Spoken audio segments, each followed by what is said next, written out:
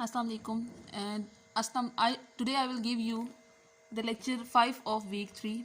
And in the previous lecture 4 I have discussed about the xylem tubes, which are the major parts of the transport system of the plants. And now I am going to discuss about the phloem tubes.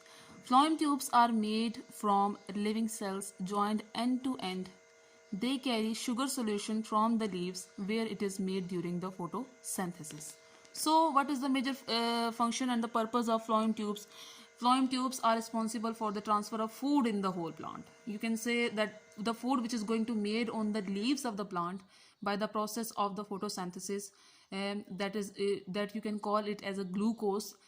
And that food is going to transferred by the help of phloem tubes. They carry sugar solution from the leaves. Obviously, they carry sugar solution from the leaves where it is made during the photosynthesis to every other part of the plant. There are holes at the end of each phloem cells, so sugar solution can pass through.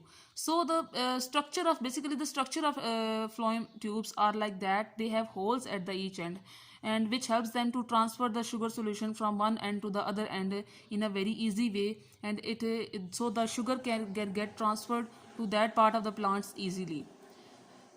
Sugar solution can go both up and down a phloem tube at the same time. Xylem and phloem tubes are bundled together in vascular bundles. So basically, the sugar solution is basically moves in both direction, upside as well as in downside. But in the water inside the xylem tubes, it only moves in the one direction, which is upside, which is from the roots towards the shoot system. But not in the case of phloem tubes. Phloem tubes moves the sugar solution in both direction, and both these tubes, xylem and phloem, named as a bundled together. You can say that vascular bundles which are responsible for the transport of food inside the plants. And if someone is going to ask you that what are the vascular bundles, you can say that vascular bundles are consist of xylem and phloem tubes, collectively xylem and phloem tubes, and these bundles are responsible for the transfer of food in the plant.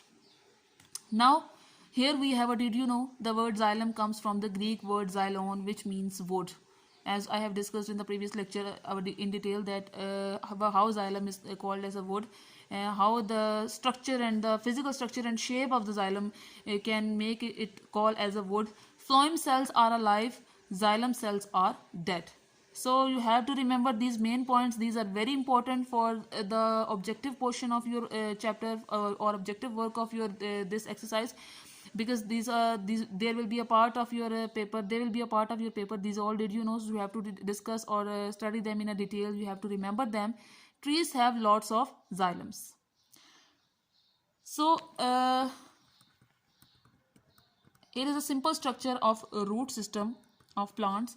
They have discussed the structure of roots. Water and minerals moves up the xylem tubes to the stems. They have shown with the red holes. Now phloem tubes, sugars from the leaves move down the phloem tubes. The sugar is used by the cells of roots in respiration. Root hairs give a big surface area to take in water and minerals from the soil.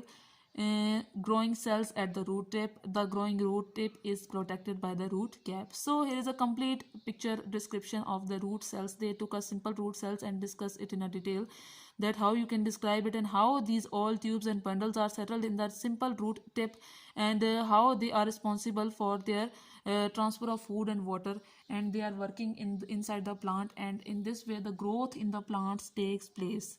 So that's all about the xylem and phloem tissues and the transport system in plants. I hope you all understand it. Read this. If you got any confusion, you can listen to this lecture again, and if still there is any confusion, so you can ask me any question. Thank you so very much.